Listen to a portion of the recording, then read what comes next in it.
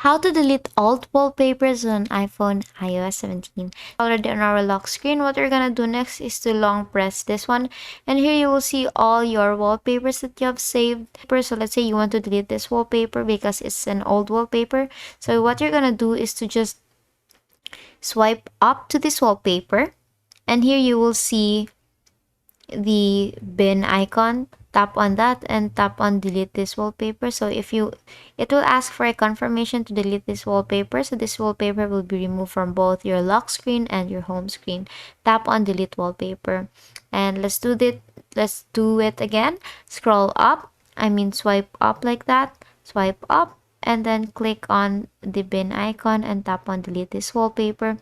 And basically that is how you delete your old wallpapers on iPhone iOS. And that is all for today. If this video helped you, please don't forget to like, share, and subscribe to the channel to show your support.